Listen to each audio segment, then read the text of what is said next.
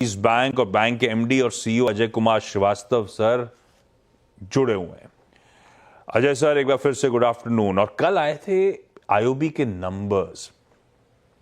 Q3 का performance अच्छा दिख रहा है और अब तो मैंने आने से पहले सर के सारे इंडेप्थ टटोल लिए। नंबर्स तो अच्छे हैं आईओबी के। अजय सर, सबसे पहले एक अच्छी चीज जो दिखी, आपका CD ratio, credit deposit ratio में, चाहे मैं साल दर साल देखूं चाहे मैं क्यू ऑन क्यू देखूं, एक इंप्रूवमेंट है। क्या लार्जली ये सीडी रेशियो का इंप्रूवमेंट ही ऑपरेशनली मदद कर रहा है आपकी इस बार परफॉर्मेंस सुधारने में, जो क्वार्टर में आपने डिलीवर करे थे, या और भी कुछ है? ये मिक्स रिजल्ट है काफ़ी सारी चीज़ों का।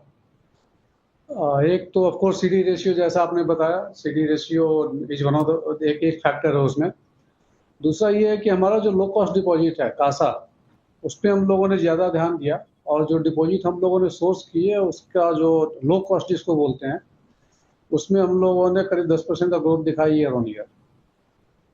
तीसरी चीज़ थी हमारी जो नेट इंटरेस्ट इनकम बोलते हैं जिसको, जो लेंडिंग की वजह से जो हमारा इंटरेस्ट इनकम होता है, तो नेट इंटरेस्ट इनकम में हमारा 16% का ग्रोथ है ईयर ऑन ईयर, और लगभग 10% है क्वार्टर ऑन क्वार्टर।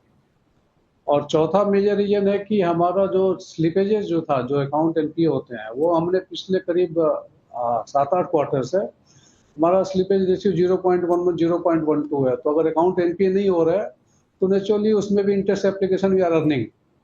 तो इन तीनों चारों चीज़ों का कंबाइंड जो इम्पैक्ट है वो इन पूरे फिगर्स में, पूरी बैलेंस शीट में क्लियरली विजिबल है।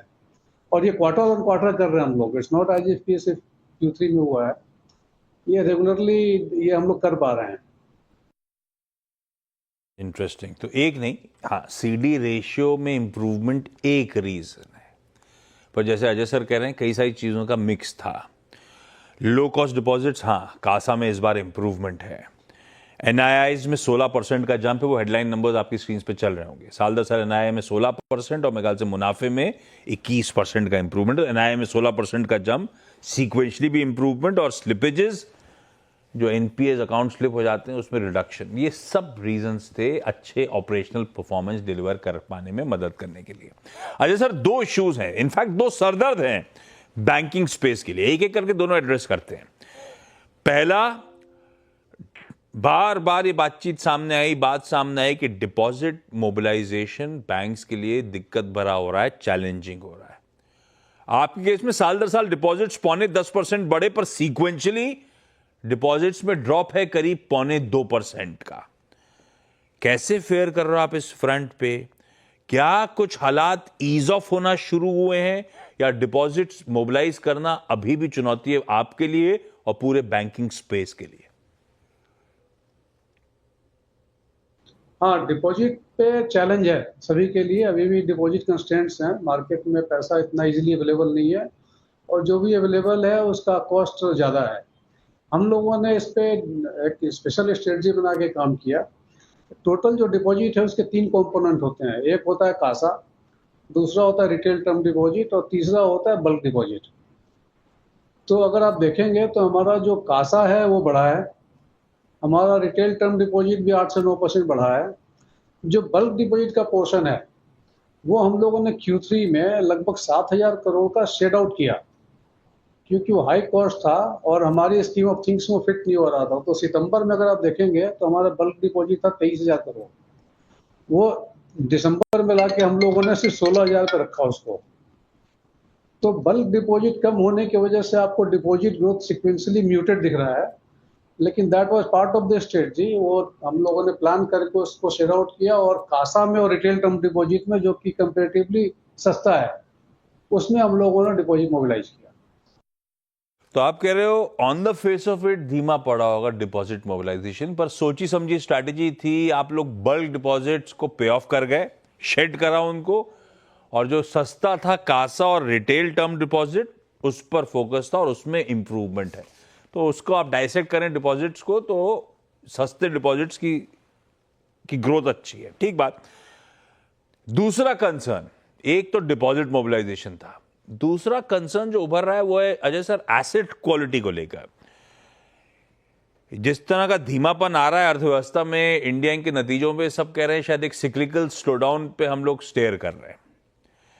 रीसेंट रिजल्ट्स हाईलाइट करते हैं अचानक वो एमएफआईज का पेन, माइक्रो फाइनेंशियल इंस्टीट्यूशंस का पेन, वो एविडेंट है काफी ज्यादा उनके नंबर्स में।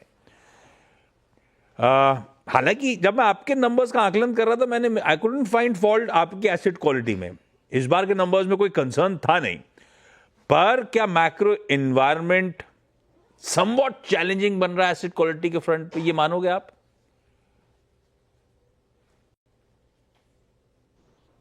और यूजुअल जो चैलेंजेज होते हैं ऑफ एंड ऑन किसी किसी सेक्टर में, but from system point of view ऐसा कोई स्ट्रेस किसी पर्टिकुलर सेक्टर में नहीं दिख रहा हम लोगों को, चाहे वो पर्सनल लोन का भी सेक्टर हो या एनबीएफसी हो या एमएफआई हो। जहाँ तक आईओबी का सवाल है, जैसा हमने बताया, स्लिपेज रेशियो हार्डली एनीथिंग 0.11 0.12, और ना तो एमएफआई में, ना पर्सनल लोन सेक्शन में, ना एनबीएफसी में, ना रिटेल में, ना एमएसई में, किसी में भी मैं ये नहीं कह सकता किस पर्टिकुलर सेक्टर में स्ट्रेस रहा है। All normal stress only SMA 1 या SMA 2 तक जाता है, उसके बाद फिर वो अकाउंट SMA 0 में या रेगुलर हो जाता है। तो रेगुलर मॉनिटरिंग इज नीडेड, वो हम लोग कर पा रहे हैं, और इसकी वजह से हम लोग स्लिपेज भी कंट्रोल कर पा रहे हैं। और किसी पर्टिकुलर सेक्टर में जो आपने नाम लिए, आईओबी की तरफ से हमें कोई चैलेंज ऐसा नहीं दिखा। अच्छी बात। तो कोई ऐसा कोई सिस्टमिक इशू नहीं है, सेक्टोरली कोई पेन नहीं, इंडिविजुअल अकाउंट्स के अलग अलग पेन्स हो सकते हैं, तो ऐसे कोई एसेट क्वालिटी रिलेटेड कोई घबराने की जरूरत नहीं। हाँ, नंबर्स में आपने सही कहा, ऐसा कुछ मैंने देखा भी नहीं। एडवांसेस डिसेंट 10% का अजय सर साल दर साल ग्रोथ थी, even sequentially advances inch up कर रहे थे। पर आप एक ब्रेकअप देते हो, तो मैं जब डिग डीपर करा तो रिटेल, एग्री और एमएसएमई का ब्रेकअप, अब उसमें एमएसएमईज का मामला ठंडा पड़ रहा है। क्यू ऑन क्यू केवल 0.4% एडवांसेस में जंप है, और साल दर साल भी केवल 6% के आसपास का। ये क्या एमएसएमई से डिमांड ठंडी पड़ रही है, या आप लोग थोड़ा सा ज्यादा कॉशियस हो जब इस स्पेस को लेंड कर रहे हो? क्या वजह थी? नहीं, हमारा डिमांड ठंडी नहीं है एमएसएमई में। हमारा एक बड़ा लोन था करीब 3000 करोड़ का, जो कि इस क्वार्टर में मैच्योर हुआ, और वो मैच्योर हुआ, उसको हम लोगों ने रिन्यूअल नहीं किया क्योंकि उसका जो रेट ऑफ इंटरेस्ट था वो हमारी स्कीम ऑफ थिंग्स से फिट नहीं बैठता था। That was at a cheaper rate. तो हम लोगों ने वो 3000 करोड़ का एमएसएमई लोन आउट जाने दिया, और वो 3000 करोड़ कवर करने के बाद हमारा ये ग्रोथ है। तो अगर आप एक्चुअल ग्रोथ देखना चाहें तो इसमें आपको 3000 crore you have to add, और फिर आपको डबल डिजिट ग्रोथ दिख जाएगा। तो दैट वाज अगेन वो पार्ट ऑफ द स्ट्रेटजी था, क्योंकि at the end of the day bottom line matters. तो क्या प्रॉफिटेबिलिटी हम जनरेट कर रहे हैं, क्या नहीं हम जनरेट कर पा रहे हैं, सभी एक्टिविटी का एंड रिजल्ट वही आके दिखता है। तो उसी से गाइड होकर हम लोगों ने, जहां हाई कॉस्ट डिपॉजिट था उसको हमने जाने दिया, जहां लो यील्डिंग एडवांस था उसको भी हमने जाने दिया, और फिर ये बैलेंस शीट हम दे पाए। फिर एक बार at the cost of being repetitive, कोई साइंस ऑफ स्ट्रेस कहीं भी सेक्टोरली या कहीं भी आपको ऐसा कुछ नजर नहीं आता? दूसरा, इसी का फॉलो, फिर एसेट क्वालिटी को लेकर आउटलुक कैसा? इसी तरह से रोबस्ट स्टेबल एसेट क्वालिटी आप एंटिसिपेट कर रहे हो सर? जैसा मैंने बोला, स्ट्रेस किसी भी सेक्टर में नहीं है specific. Of and on individual based accounts थोड़े स्लिप होते हैं, वो भी रिटेल और एमएसएमई में। एमएसएमई में जो छोटे वाले लोन्स हैं वो हो जाते हैं थोड़े बहुत, और रिटेल में वो लोन हुए हैं जिनका किसी कोरोना की वजह से जिनके अकाउंट रिस्ट्रक्चर हुए थे और हम लोगों ने वेवर दिया था, मोरेटोरियम जिनको मिला था। तो उस पीरियड में क्या हुआ कि बहुत सारे लोगों ने दे लॉस्ट देयर जॉब, और अभी तक वो जॉब नहीं पकड़ पाए हैं, या इनकम उस टाइप से जनरेट नहीं हो पा रही है। तो उसकी वजह से कुछ इंडिविजुअल केसेज के हाउसिंग लोन्स में थोड़ा स्ट्रेस है, but housing loan as a product या एमएसएमई एज ए प्रोडक्ट ऐसा कोई स्पेसिफिक स्ट्रेस नहीं है। हमारा जो एसेट क्वालिटी है हम लोगों ने पिछले 8-9 क्वार्टर से लगातार मेंटेन किया हुआ है। अगर आप देखेंगे पिछले ऑलमोस्ट पिछले 2 साल से हमारा कोई कॉर्पोरेट अकाउंट स्लिप नहीं हुआ है। Quarter on quarter corporate slippage is nil only. तो जो भी स्लिपेज होता है रिटेल और एमएसएमई में होता है, और वो भी 2 लाख करोड़ प्लस के पोर्टफोलियो पे जो 3 महीने का स्लिपेज होता है वो 280, 282, 300 करोड़। तो that is negligible I will say. और हमारा जो एसेट क्वालिटी पे है उस पर हमारा पूरा कंट्रोल है। ये भी दिखाता है कि हम किस टाइप की लैंडिंग कर रहे हैं, हमारी अंडर राइटिंग क्वालिटीज़ क्या हैं और हमारी मॉनिटरिंग कैपेबिलिटीज़ क्या हैं। ठीक बात। तो भाई हर तरफ से पूछ लिया मैंने। सर कॉन्फिडेंट है, एसेट क्वालिटी को लेकर कोई डिटोरेशन नहीं है, कोई सिस्टमेटिक रिस्क नहीं है, कोई सेक्टोरल पेन नहीं है। इंडिविजुअल अकाउंट्स के इंडिविजुअल कुछ कुछ इश्यूज हो सकते हैं, अदरवाइज कोई दिक्कत नहीं एनवायरनमेंट में। जो कंसर्न्स थे, डिपॉजिट मोबिलाइजेशन अभी भी एक चैलेंज बना हुआ है, वो बात अलग है, लेकिन एसेट क्वालिटी के इश्यूज नहीं है।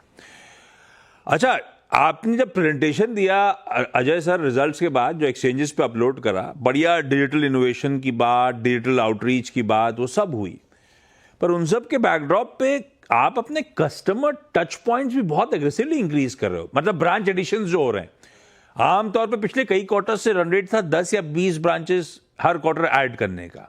इस Q3 में अचानक 53 एडिशनल ब्रांचेस ऐड कर दी। इस तरह के एग्रेशन के पीछे रीजन क्या, और ब्रांच एडिशंस को लेकर आउटलुक क्या? हाँ, जब पिछला साल जब शुरू हुआ था तो हम लोगों ने टारगेट किया था कि वो हमारा 80th year of foundation day था। फाउंडेशन के 88 साल पूरे हो रहे थे, तो हम लोगों ने डिसाइड किया था कि हम 88 ब्रांचें खोलेंगे नए साल में। और वो इसलिए भी जरूरी था कि जब हम पिछले 7 साल PCA में रहे तो हम लोगों ने कोई ब्रांच नहीं खोल पाए और हमारी बहुत ब्रांचेज क्लोज या मर्ज हो गई। तो उस लॉस को कवर करने के लिए हम लोगों ने 88 का टारगेट लिया था। तो ब्रांच ओपनिंग का जो प्रोसेस होता है, वो प्रीमाइसेस इंगेज करना, बिजली का कनेक्शन लेना, फर्निशिंग करना, तो उसमें टाइम लगता है। तो जो क्वार्टर हाँ। 1 में शुरू हुआ, क्वार्टर 2 में शुरू हुआ, वो ब्रांचें फिजिकली तैयार हो पाई Q3 में। तो जो अच्छा, Q1 Q2 में हो पाई, वो 10-10, 20-20 नंबर जो आप बता रहे वो थे। लेकिन जिनका प्रोसेस हम लोगों ने जून जुलाई में शुरू कर दिया था, वो पूरी बिल्डिंग फिजिकली वो हमें ओके। Q3 में तैयार मिल गई इनॉग्रेशन हाँ, करने के लिए। इसीलिए वो बंच अप होके Q3 में सारा आंकड़ा आ गया सामने। Okay okay. अजय सर, जाते जाते एक आखिरी सवाल। दो इंपॉर्टेंट चीजें सामने खड़ी हैं, वो है बजट और पॉलिसी। अब बजट में निर्मला मैम क्या करेंगी, खैर एनीबडी इज गेस। इवन खैर RBI गवर्नर और उनकी MPC का करेगी, ये भी सब गैसवर्क की है। लेकिन फिर भी बात ये करी जा रही है कि शायद इस बार की मॉनेटरी पॉलिसी में RBI फाइनली कॉल ले दरों में कटौती का। हालांकि उसमें बहुत सारे इफ्स एंड बट्स लगे हुए हैं, करेंसी मूवमेंट, ट्रम्प साहब का आना, पर अज्यूम कर लें कि दरों में कटौती आ रही है, तो आपके NIMs पे किस हद तक का इंपैक्ट पड़ेगा? आई एम श्योर उसकी तैयारी आपने करी होगी, बैक ऑफ द ऑनलोप कैलकुलेशन करके बैठे होंगे। हाँ, अगर वो रिपो कम होता है तो ऑफ कोर्स वो RBI का प्रोरोगेटिव है, दे विल डिसाइड। अगर वो रिपो कम होता है तो हमारा क्रेडिट पोर्टफोलियो का 55% जो है वो रिपो लिंक्ड है। तो जैसे ही रिपो अगर रिड्यूस होता है तो 55% जो क्रेडिट पोर्टफोलियो, उसका इम्पैक्ट आएगा इंटरेस्ट इनकम पे इमीडिएटली।